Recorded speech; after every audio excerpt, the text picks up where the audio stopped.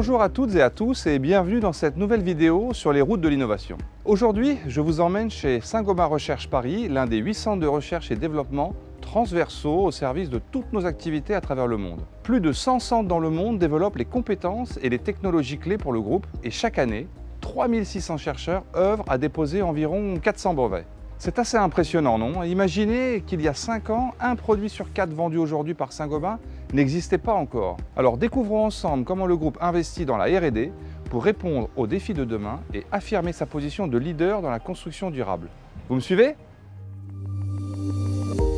Bonjour Hélène, comment vas-tu? Bonjour Thierry, bienvenue. Qu'est-ce que tu peux nous dire sur ce centre et les innovations qui y sont développées? Eh bien, ici, comme dans d'autres sites, Saint-Gobain imagine et conçoit des solutions de demain pour de nombreux marchés et en particulier pour la rénovation énergétique.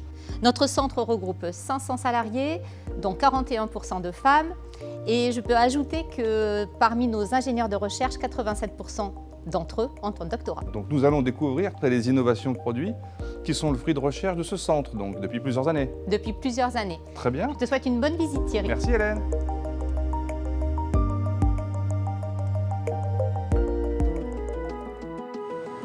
Les vitrages contribuent à l'efficacité énergétique de l'enveloppe des bâtiments. Peux-tu nous expliquer rapidement en quoi?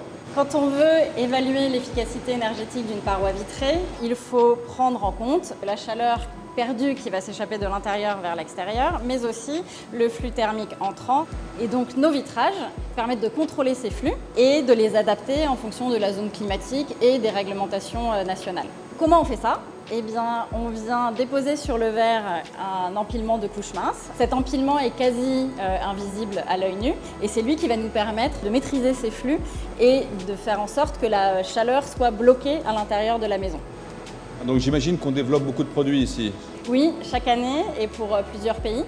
Et donc récemment, par exemple, nous avons développé la gamme de produits Eclase qui présente aujourd'hui le meilleur compromis entre isolation thermique, transmission lumineuse et apport solaire. Si tous les Français étaient équipés de tels vitrages, on ferait des économies de chauffage équivalentes à la production annuelle d'une centrale nucléaire. Impressionnant. Écoute, merci beaucoup Virginie et bon courage pour tous ces développements futurs. Bonjour Cécile, comment tu vas? Thierry, très bien. On se croirait dans une de nos usines ici. Oui, effectivement, mais on est toujours dans notre centre de recherche devant des fours pilotes qui nous permettent de travailler à l'amélioration des procédés de fusion de nos activités verrières. Et cette industrie, elle est relativement émettrice de CO2, non? Oui, effectivement. Un tiers des émissions de CO2 proviennent des matières premières. Le reste provient de l'énergie qui est nécessaire pour chauffer nos fours. Et dans notre cas, c'est du gaz qui est utilisé pour chauffer les fours à 1500 degrés.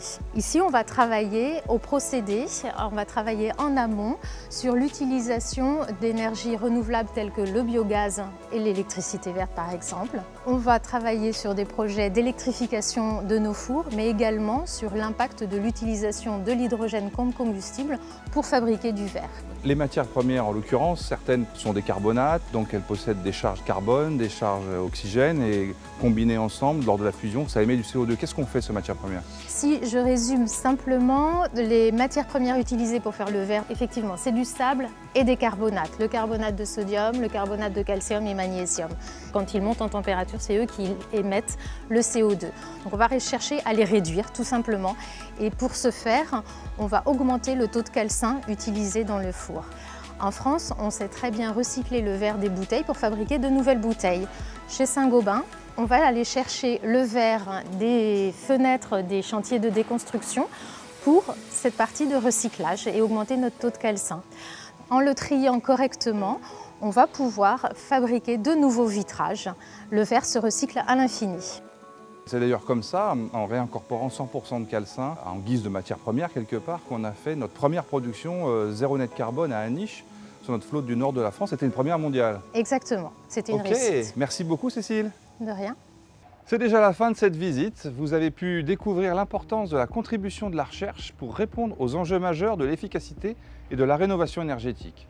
Car c'est le défi de demain, c'est de pouvoir recycler les matériaux des bâtiments lorsqu'ils devront être rénovés dans des dizaines d'années, ou peut-être même avant. Merci et à très bientôt pour un prochain rendez-vous.